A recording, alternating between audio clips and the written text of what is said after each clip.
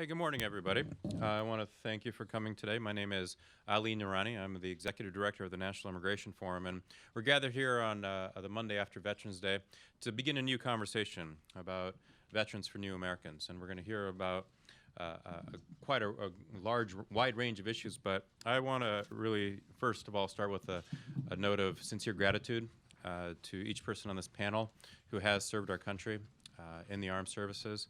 I want to thank Major General Antonio Taguba,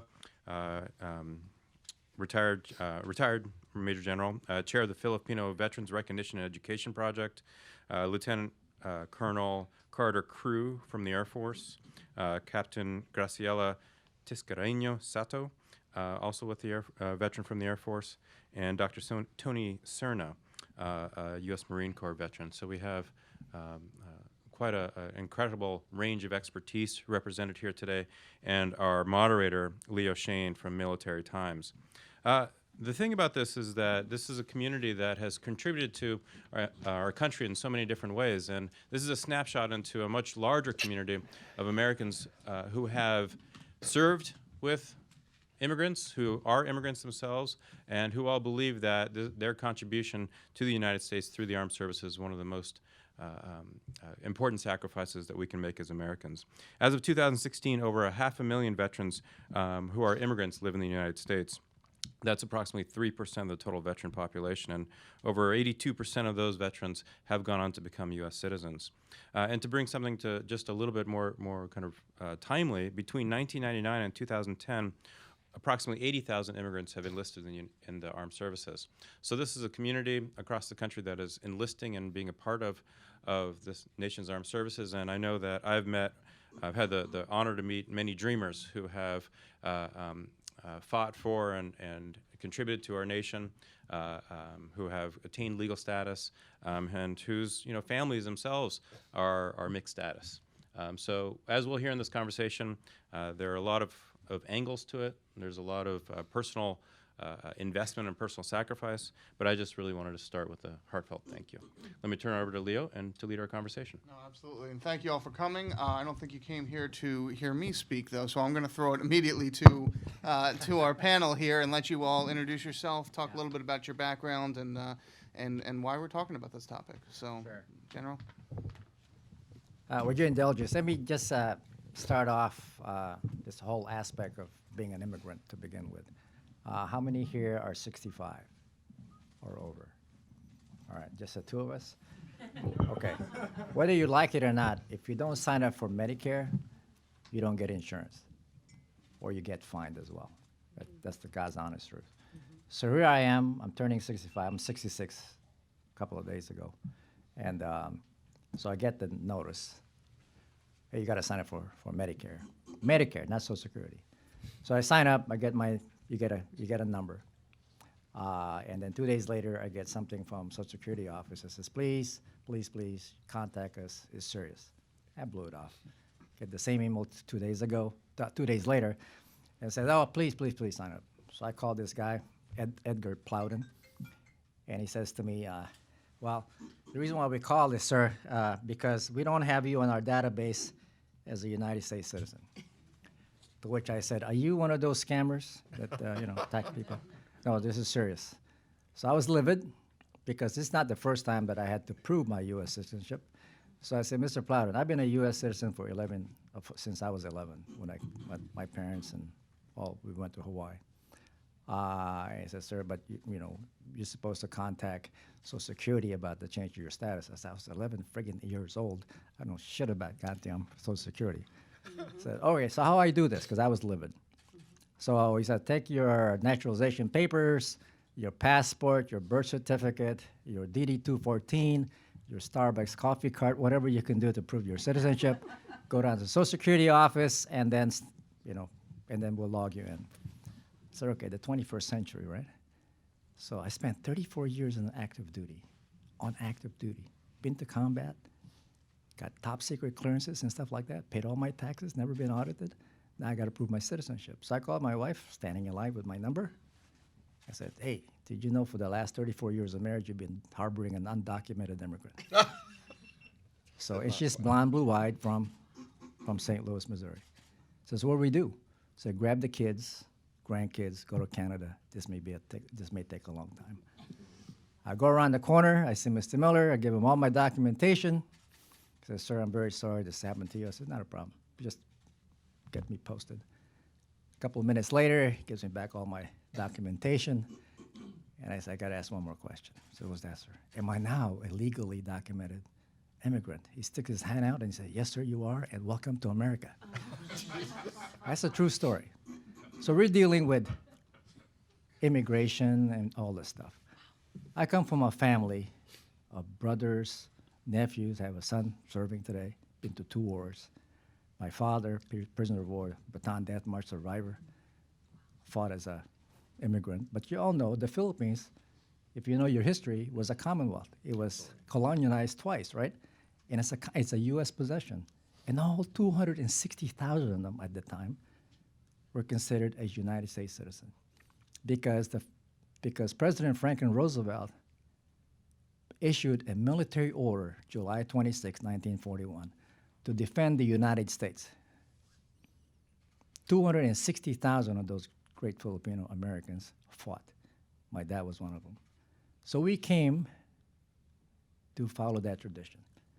With all my brothers, uncles, whatever we have 260 years of service. Just about that, right?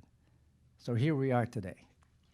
And by the way, Congress passed in February 1946, that declared that those who fought in the Philippines under the command of General MacArthur were deemed not to have been on active duty. Follow, not on active duty. You know what they did to that? You don't get benefits.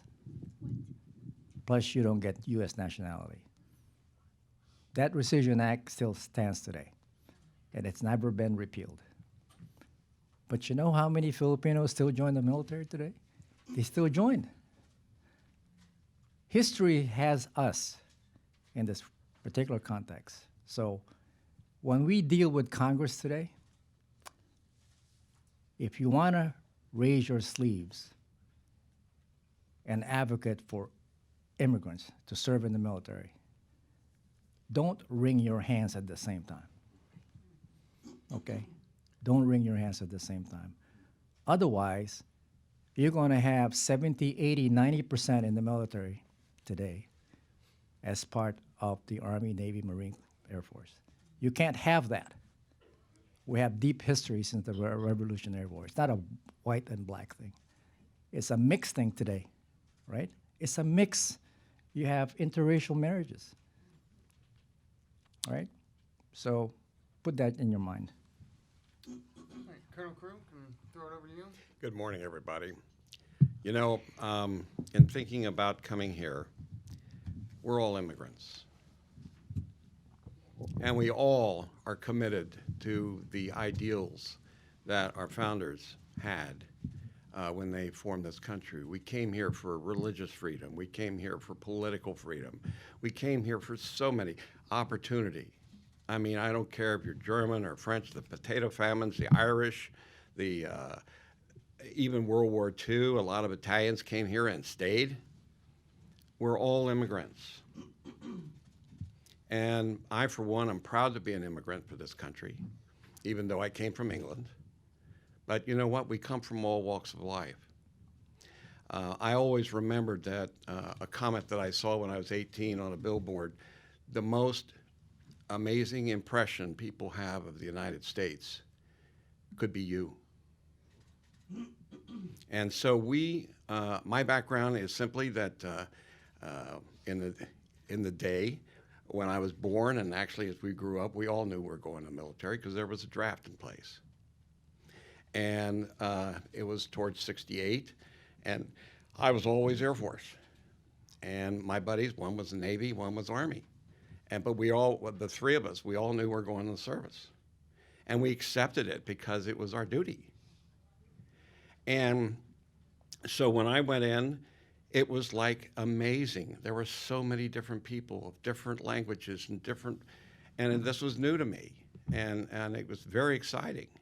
And then we went and we were in the Philippines. I mean, we based out of Clark Air Base in the Philippines. and we got to know the people there.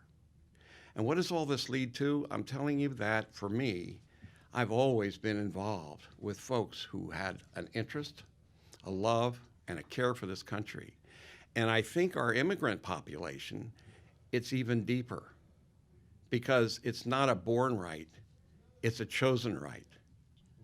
And so as we move forward, and I had great time to serve with NATO and build friends all over the world, fly all over the world, and meet people who really, really wanted to know what America was like. I said, you know, we're a melting pot. We're a conglomeration of different nationalities that come together to build a future for ourselves. And that makes me proud. That's why I stand tall. That's why I put on the uniform, and that's why I was proud to serve it until they kicked me out. Because after all, you have to retire at some time. Although I didn't want to, I have to tell you. The hardest thing I ever had to do was hang up my uniform. And during that time, I mean, you know, affecting countries all over the world, like taking missiles to Israel to protect them. We had 4 members on that airplane that were Hispanic. Another crew, we went down to Antarctica, a lot of folks from actually Vietnam. And so, you know, it's just one of those great things. So my point today is that as I got out of the military and wanted to give back, we started a Veterans Coalition issue in San Diego County where they have more veterans than any other county in the country. And from everything from the homeless to the families that desperately need us, we put on 211 and other things, you get impassioned because these families need our help. I mean, these kids get out of high school and then they go in the Marine Corps or they go in the Navy or they go in the Air Force and they come out 4 years later or 6 years later and they have had nothing but mother military take care of them. How do you integrate into civilian life? How do you handle PTSD issues? I know people think that that's a wimpy thing to say, but I'm telling you, folks come back from being in combat and they have issues. But by the way, you're out of the military, we don't take care of you anymore. So these veterans issues, it's for a citizen, it's what it is. But here's the thing.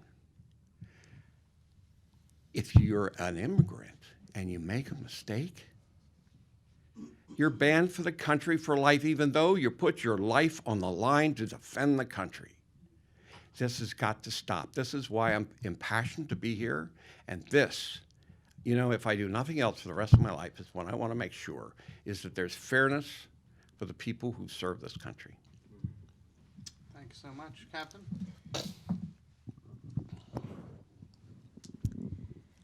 Good morning. I'm so happy to be here, and I'm going to begin my remarks by telling you a story of the children that I serve. So last week, I was invited to Skype into a kindergarten classroom in Central Texas. And that happened because 3 weeks ago, I was a keynote speaker at the Texas Association for Bilingual Education in Galveston.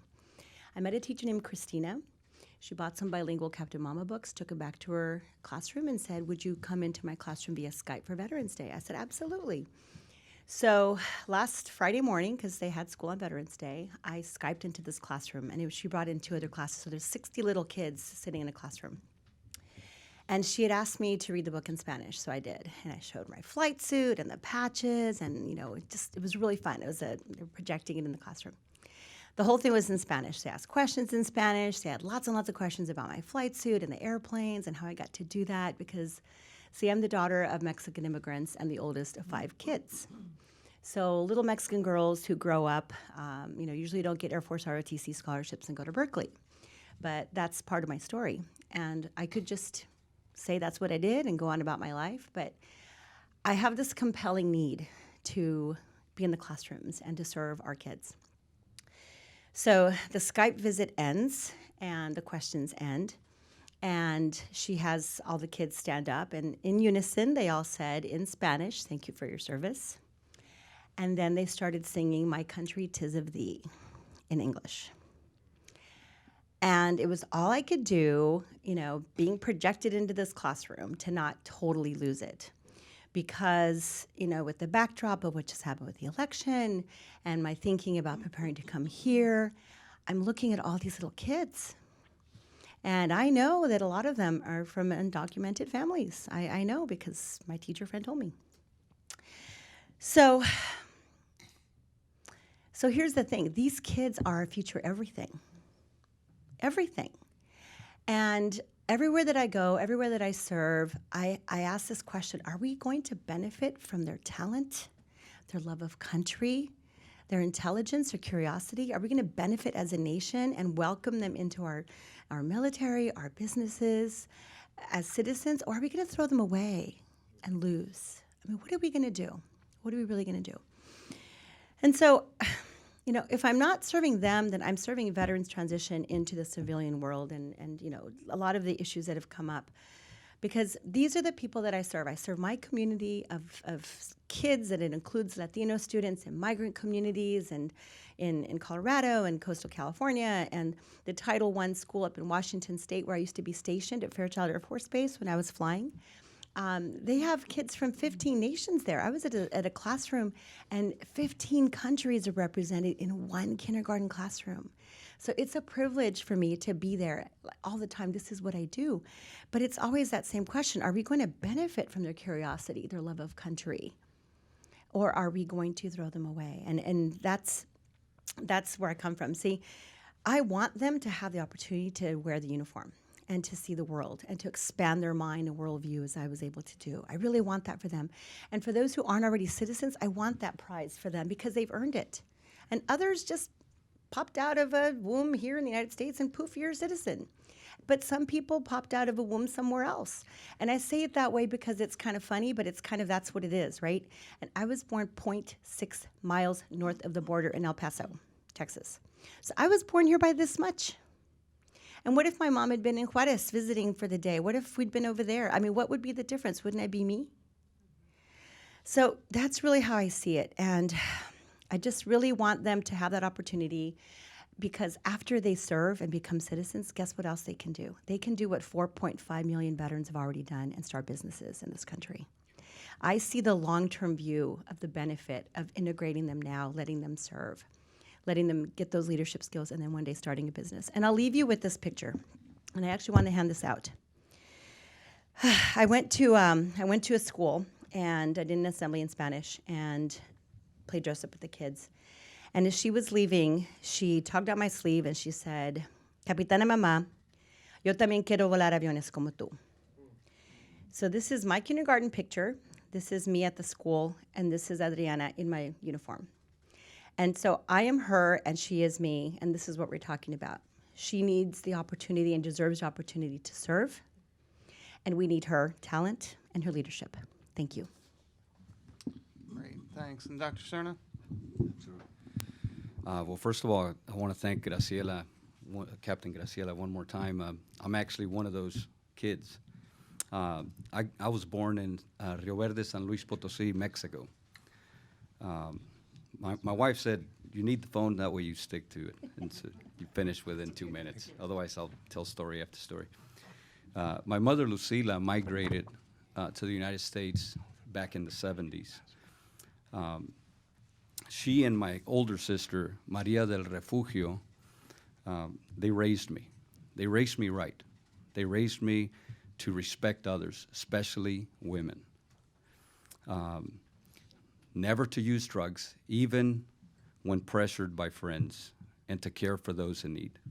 While in high school, they encouraged me to join the Marine Corps. I still remember the words of my mother.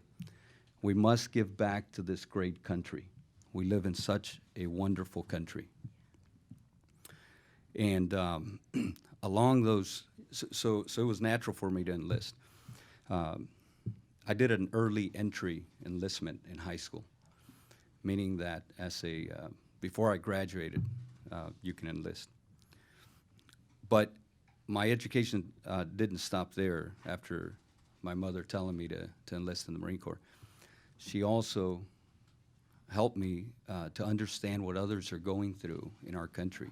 So I've worked in alongside with migrant workers in construction, cleaning offices, in the fields in the wonderful state of Minnesota, which is a wonderful state if you guys ever get to visit, for sure.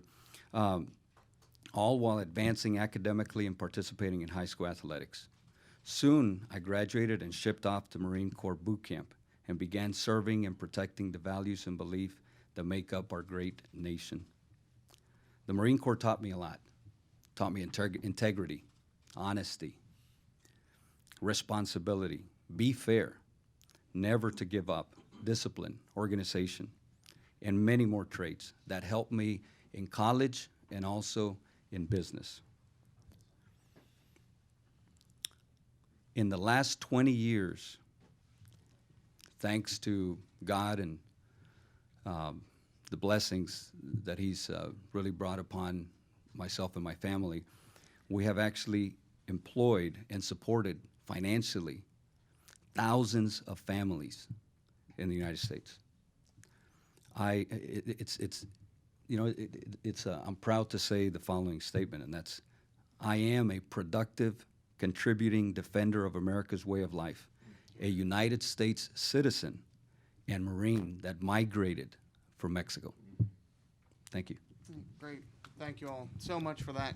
Let me do just a quick step back here to talk about this effort and also your personal experiences. Why bring veterans and the military into the national immigration conversation? Why not just look at the issues? Colonel Crew, you mentioned that folks can get kicked out of the country if they run into problems. Why not just fix that one problem, the military, and keep it separate from the national conversation, which, as we can see, is going to be very heated, going to be very complicated.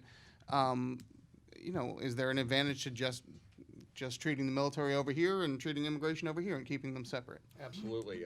Just for me, the immigrants of this country have a will to work harder, to get ahead more, and all the statistics prove it. They are building new businesses. I mean, huge amounts are building brand new businesses, self-employed business. They're getting out there and getting started. I'm in the financial services business, and I work with countless new business owners who are really excited about building and contributing to this country, and a lot of them are immigrants. A lot of them are first, second, third generation, and they are excited about doing something and building a future here. A lot of Filipinos and Filipinas are coming in, and they're excited about getting into the health profession and making a difference. In San Diego, a lot of our health professionals are Filipinas. Gracious, why would we not want to have that? And also the military folks who have served learn at just a cut above, and so the statistics for their success, their wealth building, their ability to adjust and build a business is just a little bit higher than the non-military folks. But they're making a difference. They have less crime in many cases. They have less poorness in many cases. I mean, it's unbelievable what veterans, both military and non-military, are doing. So I see this as a tremendous opportunity for our country. I'd like to add a comment to that. So, yes, there's a lot of immigrants that are doing all the different types of jobs that your mom wanted you to see. And, my mom made us go in Colorado to pick onions for the same reason. Like, this is what your life will be like if you don't get your education. This is kind of, this is where a lot of us start. But this is why you need to do this. So, but there's this whole other community of dreamers, and I wish I had time to tell you so many stories because these are the people that I serve. But to answer this question of why are we at this intersection? It's just such an obvious intersection. It's the talent pool. There's a global answer to this in terms of, China's on track to graduate 200 million college graduates by 2030. It's part of their national strategic plan that they have. What if only 10% decide to move to the United States? What does that mean for our economy? And here we have, what was the number I saw, 50,000 young people that come of age every year, undocumented youth. 50,000 a year, okay, versus millions and millions and millions. And we're talking about bilingual people. We're talking about people willing to move where the jobs are, willing to put on a uniform, to take that opportunity if given. And so there's a global answer to this question of why we want to, address this as a talent pool for our nation, for the military, and then again for business and everything else. But I want you to just imagine one young lady that I met in San Antonio. Her name is Marcella. No, I'm sorry, I met her in California. And she's majoring in chemical engineering and math, taking community college courses to transfer to Stanford. And she's doing it through private money and everything like this. And but so there's a lot of brilliance here. It's not that everybody is willing to always clean an office, or there's a lot of ambition, right? And so I want to highlight that talent pool, that intellect that's there. Because if you gave Marcella the opportunity to put on a uniform to get her citizenship, so she could go ahead and do a double major of chemical engineering and math and go to Stanford, and then why wouldn't we do that? So I think that's why we have to have this conversation, and why it's the obvious intersection, because these people are talent. They're already here. May I add one more comment? Just a second. Sure, very quick. Just very quick comment. By the way, we have some of the finest educational institutions in the world right here, our colleges. And we invite just literally hundreds and hundreds of thousands of people here to get educated. What if the law were changed so that we don't kick them back out with a visa and they went back to their countries? What if we kept that knowledge and the great minds that are here? Think of what it could do for our country. I had the opportunity in my short time in the military to go around the world and be assigned around the world. And just some stories that when I was deployed, and talked to our allies, whether it's Jordan, Egypt, or Saudi Arabia, Qatar, is that they want to come to the United States and be educated. They want to, because it's a land of opportunity, right? And then they become engineers, they become medical doctors, and then they want to stay. That's why the Middle East today, they're losing some of their talent, because some of their citizens are not wanting to come back. So why not? There's a talent pool that everyone in the country is competing for. If the military don't want them, guess who wants them? Silicon Valley would want them, right? One of my interesting dynamic story is that Dr. Xiao Lin from the Republic of China immigrates to the United States, graduates with a PhD in Georgia Tech, infectious disease specialist, a captain. You know what he does? He helped develop some of the remedies for Ebola. Deployed.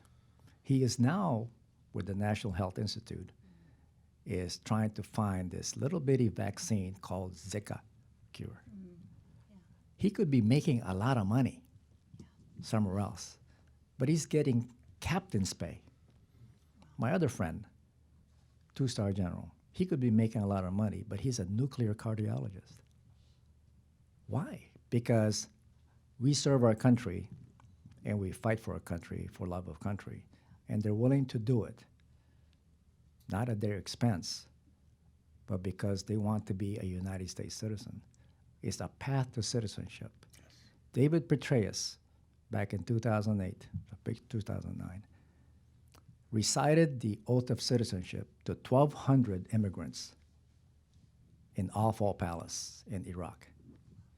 You got 1,200 that wants to fight.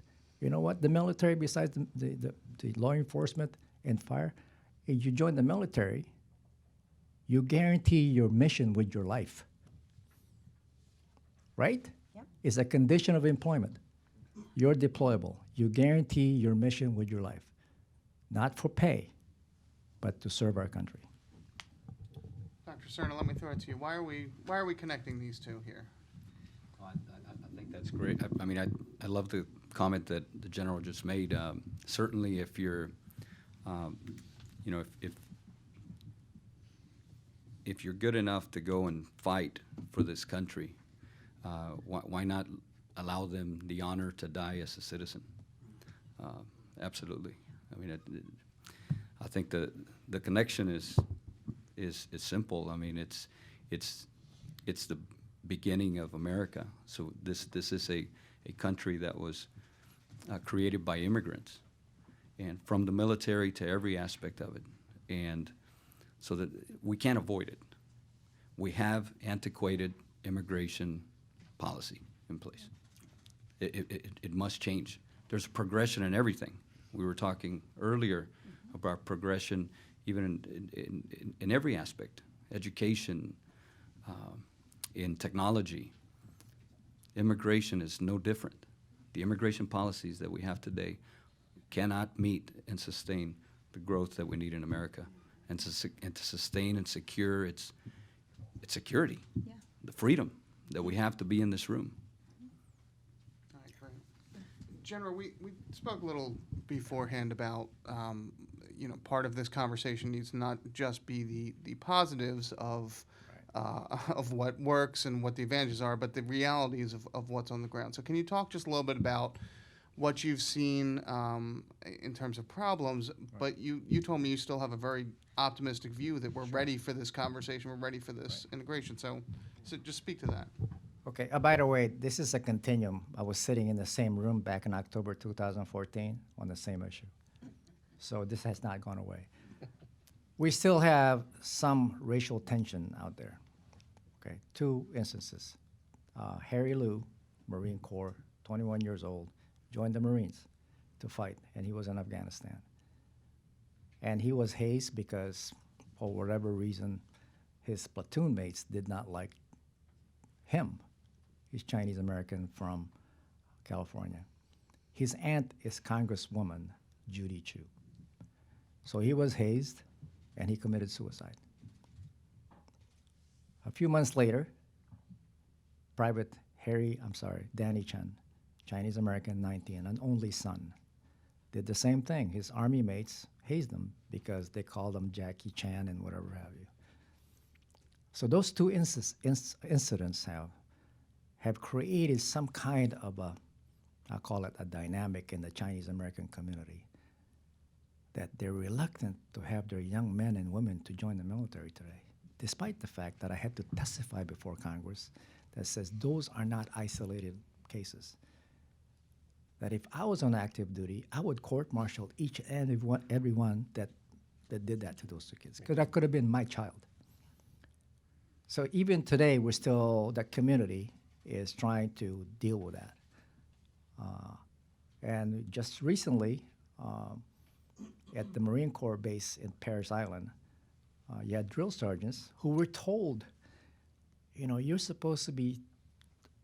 entrusted with the life of men and women under your care, because America's mom and dad gave them to you to make good as a Marine. But sadly, one of them was hazed. He was abused by his drill sergeant that he leaped to his death. So now you have 20 Marines. 20 Marines, I see it. I got something to say. Are now under investigation for contributing to the death of that. And there's another Muslim. He was a Muslim, Arab descent. And another one of those great Marines was punished for not being attentive enough. So one of the drill sergeants put him in an industrial dryer and tumbled him. So that's the kind of things that happen in the military. It should not have happened. But I'm optimistic. I really am. Because if you only have 5% of immigrants joining the military, you want to sustain that and grow that over time. You don't want that to be 0%. Otherwise, you're just going to have a lot of white soldiers and airmen, and they know that they can't fight by themselves. You need linguists. I was at Fort Jackson, South Carolina when I was on active duty. The first 600 Arab-speaking Dari, Pashtun, Kurds from Minnesota and just across the country were recruited to be translators. 600 of them is called the 09 Lima program. It still happens today. You have Dr. Captain Sean Lin. You need them because we don't have enough people. People who come to this country under the H-1B status as workers, guess what they do, like from India? They stay to work in our country. And some of them actually join. You had Sikh, the ones that wear the turban, they actually joined. They're not going to make a lot of money in the military. They'd rather work somewhere in the industry, right? But you don't make a lot of money in the military. It's just that our country needs them. About 13 to 14 members of Congress today served in the military. They do not understand the dynamics that you need people. You need a diverse military. You really need to do that. Okay. We're gonna open it up to the crowd for questions in just a minute here, but I do want to throw it to you three too. I mean, do you feel like the military and veterans community is ready for this conversation? This is going to be a hot topic under the Trump administration. There are lots of raw feelings on both sides. I mean, is it something that is going to drag down the conversation, drag down the national opinion on here, or do you think that veterans in the military community can be a positive driver in having these conversations? I can say right now that in my experience and also with the Veterans Association North County, the immigrants are key. We need a diverse military. By the way, in case you didn't know, we have a voluntary military. Mm-hmm. And that's the key. So how are we going to get and keep a diverse fighting force, one that is tied to the population of this country, and one that represents us in world affairs and going out there into the world to represent the United States and to defend the United States. So if we don't focus on that and get away from isolationism thinking, our military will starve for people. We're already having recruiting problems, at least in the Air Force. And so my question is, if we don't have immigrants to come in with a path to citizenship, if they don't have the hope and dream of becoming a citizen of this great country, wow, think of what we're losing. Yeah. Think of those translators. Think of those people that really want to contribute to this country and they want to do it through the military path. I think we have to encourage the population to support this, and whatever it takes, I'm here to help make that happen. So just real briefly, when General was just saying about if we don't have this diversity, and I want to say why this is important, we'll have like this monolingual Caucasian military. Well, that's great. We'll just all stay home in the United States, and there we are. But if we want to exert influence in the world, we need the cultural sensitivity, the language skills, the ability to just move about freely in different countries. When I was on active duty, a requisition came in one day that said, I'll never forget it, need a rated officer, so pilot or navigator wearing the wings, fully bilingual in Spanish, written and spoken, everything, to serve as a liaison officer in the United States Embassy in Quito, Ecuador.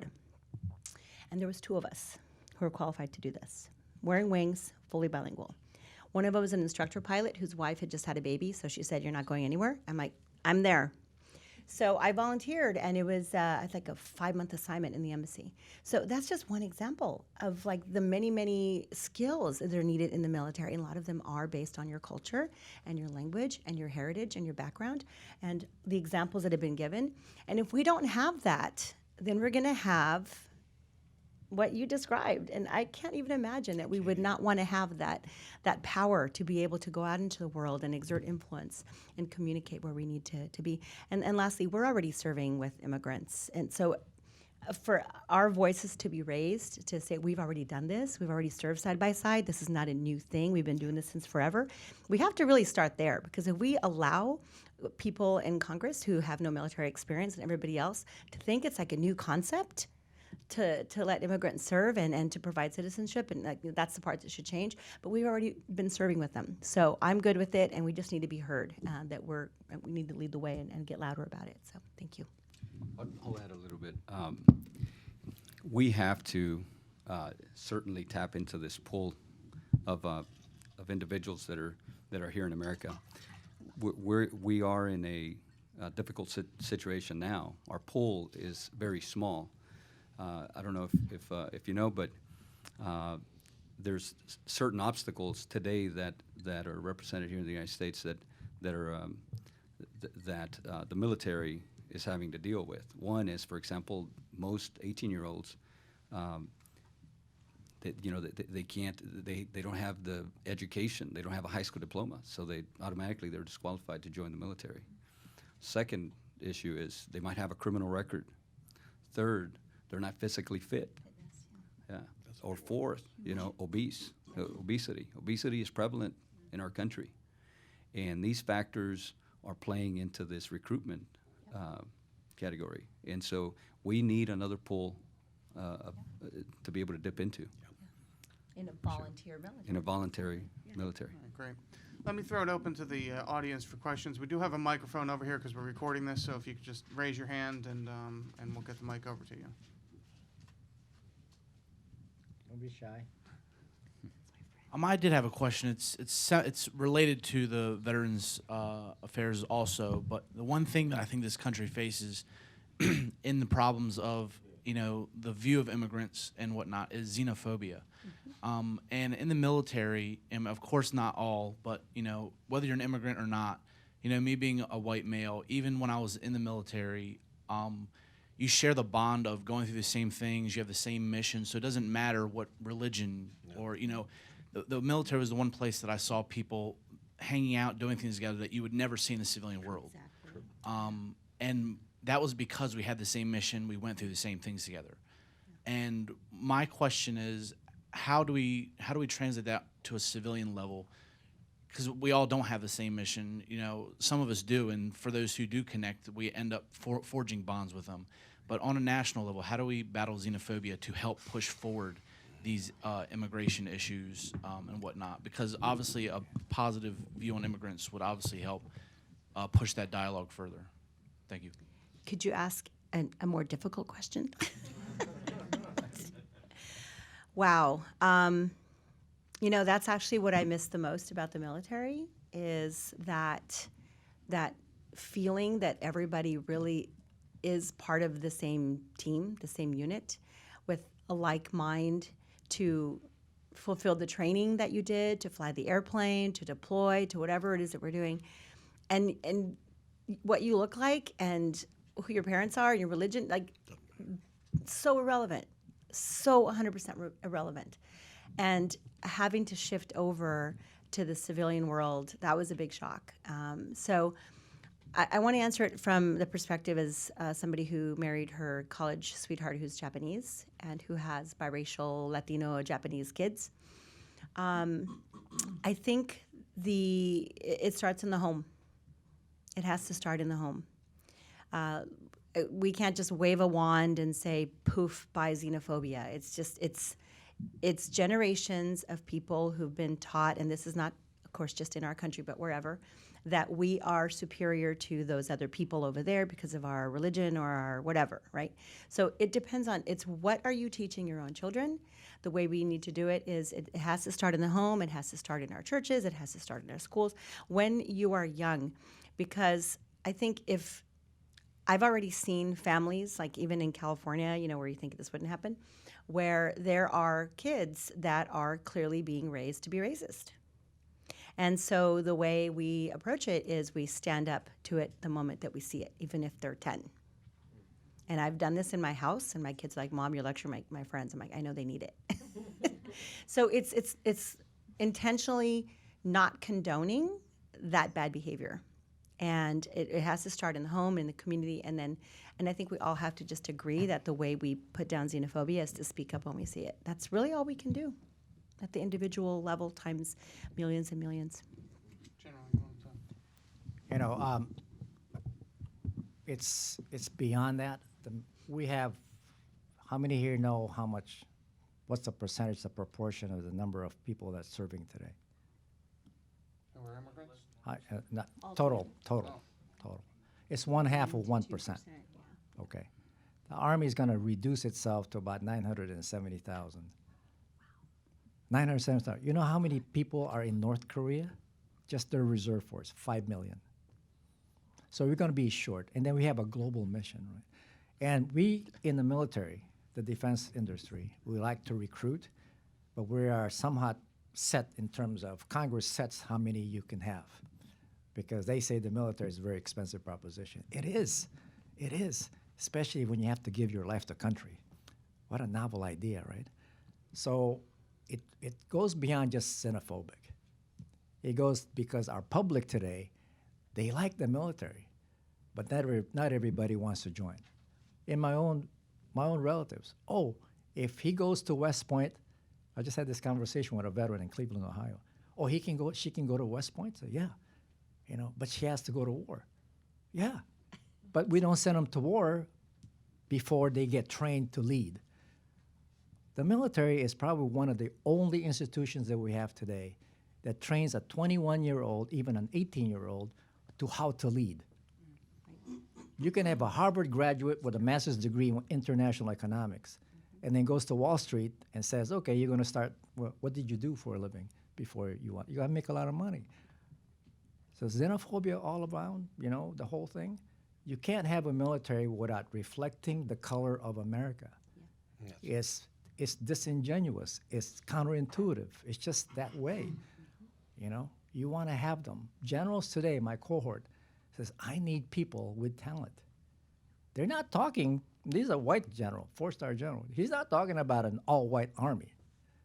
He's talking about everybody that he could gather and harness their energy and say, we want you to fight because we want your talent. You cannot fight a war with machinery alone. A human is a technological advanced person, especially a millennial. You know how they're recruiting today?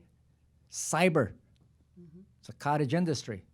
Guess who's also recruiting for cyber? Everybody else. So you're competing for the same pool, right? And they're all coming over here because they know that they can find a job.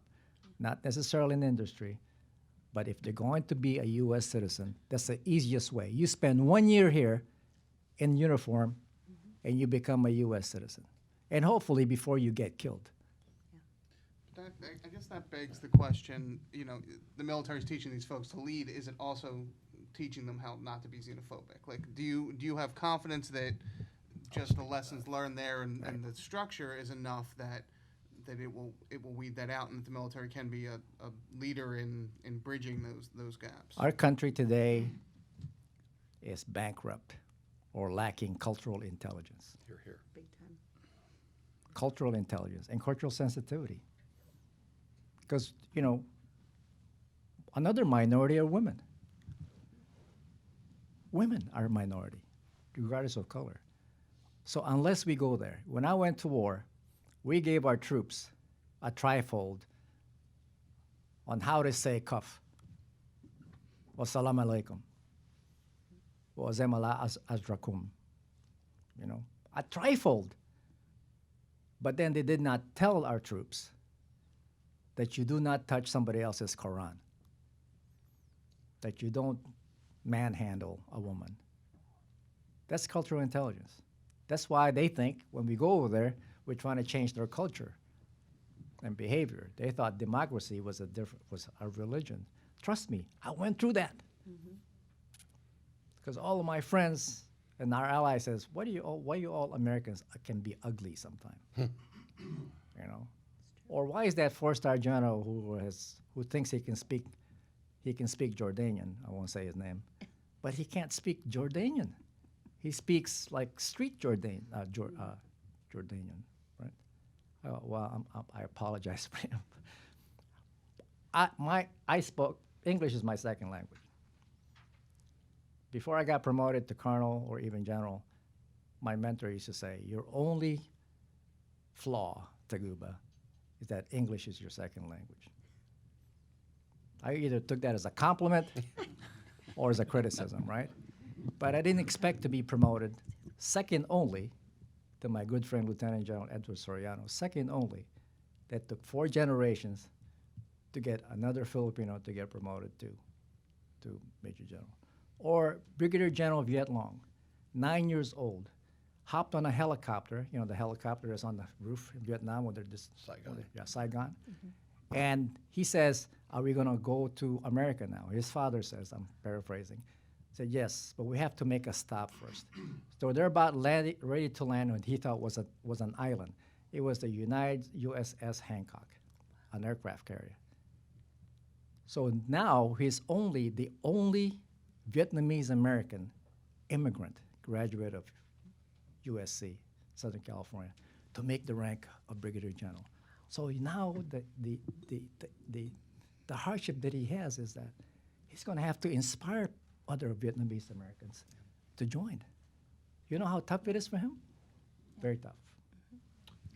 Just real quickly, a Real quick quick, note. because we've only got a few Yeah, minutes yeah. left. I do want But to get here's one the more thing. question from out here. You wanted to ask the xenophobia thing. In the military, we're taught mission first and unit first. And we think greater than ourselves. And that's the key, because it doesn't matter. Look, if I'm going into combat, my buddy on my right is a Muslim, I don't care. Because Bullets don't discriminate. no, they don't. And so that's what the military teaches us in leadership, and also in unit, and also in culture. And I don't think that that's getting around to the American population. So I just encourage everybody to talk about it and get it into the dialogue. All right, great. Got one more question. I wonder if this is an on-ramp for a national conversation. It's my understanding that a non-citizen serving in the military that dies is given citizenship and is given a military funeral. Posthumous. Yes. Yes. Right. And But I the have attended. acknowledgement, Yeah, but in the the military acknowledgement. today, if anybody gets killed in combat, a general officer shows up to go to Dover, which I've done several times, and to be present when they're buried anywhere around the world. We buried folks in Singapore, India, Mexico, you name it. If the family of an immigrant wants them buried to the country of their origin, we will take them there and give them the last dignified burial act. And I've never missed crying in those funerals. if we can acknowledge them as deceased, as deserving citizenship, would it not make rational thought that those who have served, even though they are non-citizens, but they've served this country, that they deserve the right to be a citizen? And Congress needs to change the law, Yeah. flat out. Yeah. And it was 1996 that the law was changed, and we have to rechange it back to something that works, because anybody who puts on this uniform of this country should have a road to citizenship, Yeah. period. It's just, it's not even, So their like, I families can't believe too. it's even And negotiable. their, yeah, and their And their family. families. Can you imagine being in combat and hearing that your wife is going to be deported? What does that do for your will to fight? Yeah. I mean, Yeah. These cases exist. Yeah. That's the base. The base is you have to level the playing field for all veterans and soldiers. They have to definitely have a path for citizenship. Yeah. You know, that's, you know, it's the base to all the questions that I'm hearing. I think if we level that playing field, we'll begin to at least, you know, all the soldiers will say, well, we're all citizens. You know, but right now, that's not the case. You know, there are residents and there are citizens. And I understand that once we put on that uniform, we're all green. But regardless, I mean, underneath, that soldier, that's a resident, deep inside, I'm telling you because I felt that, deep inside, there was still a little bit of peace, a little piece of me saying, you know, I'm a resident still. I bumped into that wall when I applied for OCS. Otherwise, you know, I'd probably be like these officers here that are right next to my left. I'm an enlisted officer. There you are. There's a Not- $400,000 insurance policy.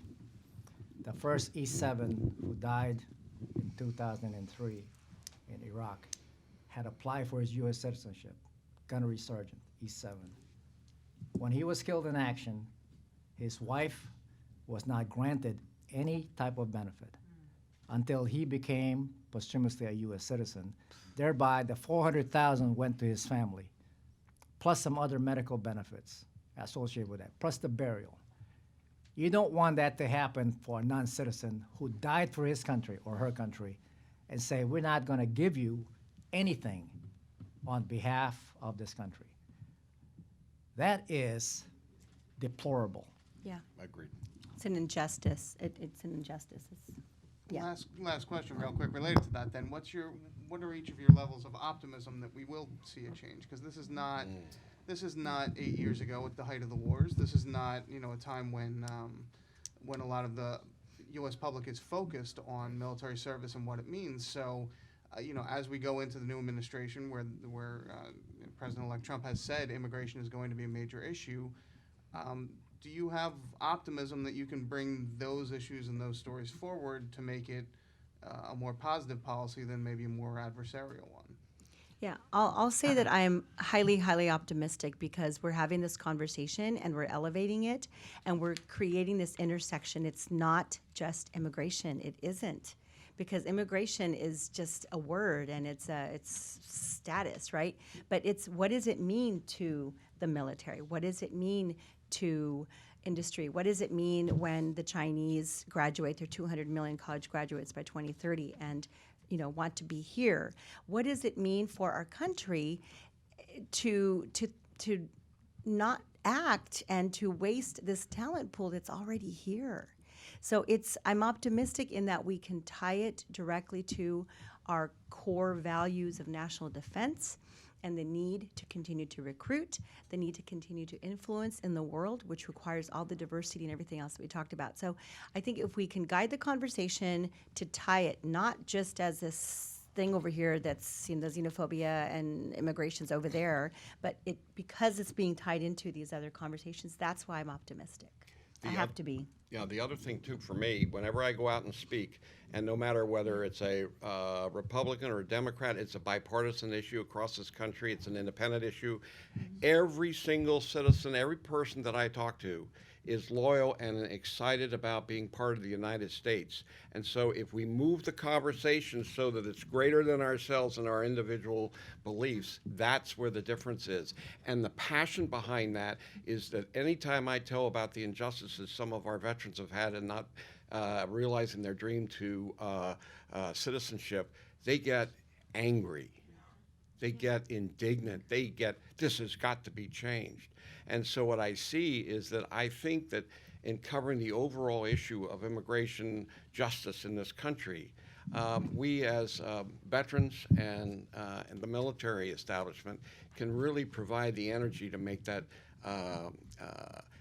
movement viable to the American people. The president is also the commander-in-chief. Yeah. He gets to say, this president is no longer a businessman. Yeah. He has another hat, okay? He sends people to combat. He sends people to have boots on the ground. For him to do that, he's going to have to listen to people like Mr. Kazir Khan. Remember him? Yeah. I met him. Yeah. Noble man. And say, if you're going to send your troops to combat, you're going to have to listen to parents.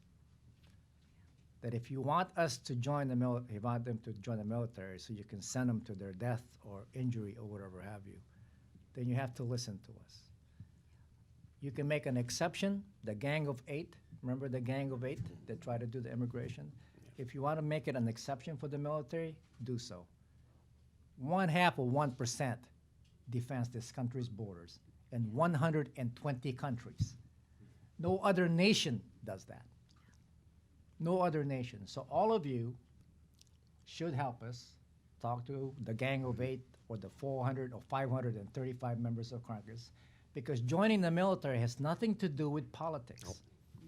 Title 10 of the U.S. Constitution says this country, the president and anybody else, his commanders, will raise, train, equip, take care of those troops.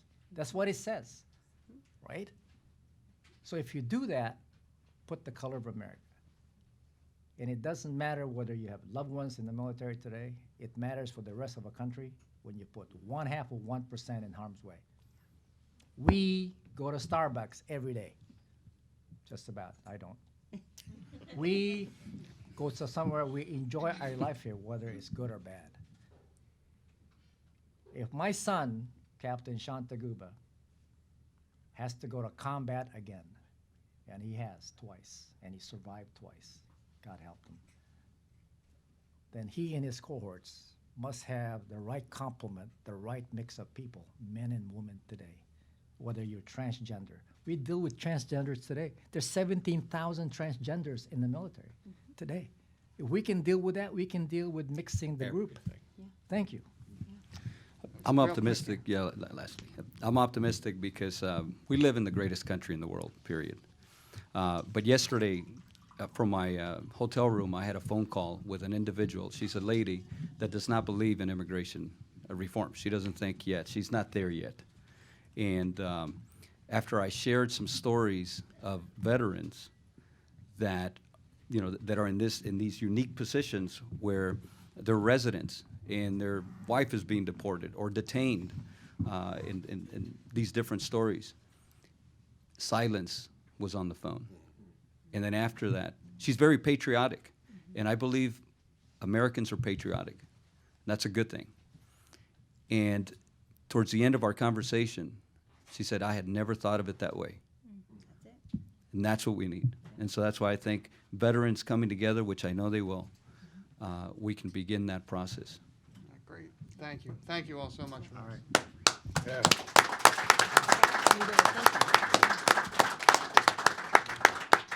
I want to thank Leo Shane with Military Times, Dr. Tony Serna, Captain Graciela Tescareño Sato, Lieutenant Colonel Carter Grew, and then Major General Antonio Taguba. It's been an incredible conversation. We thank you for your time this morning, and we thank you for your service. And as I'm sitting here listening to this conversation, I realized that last week we didn't elect a new president. We elected a new commander-in-chief, right? And as commander-in-chief, a President Trump has a responsibility to represent and speak to the entirety of the military, whether they were born here, whether they're born somewhere else, or whether their families are born somewhere else, or whether their families are undocumented.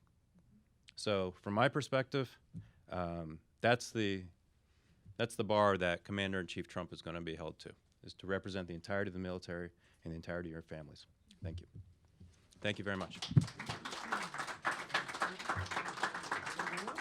And I know we have some press here. We'll have some if people might have questions afterwards. So, thank you.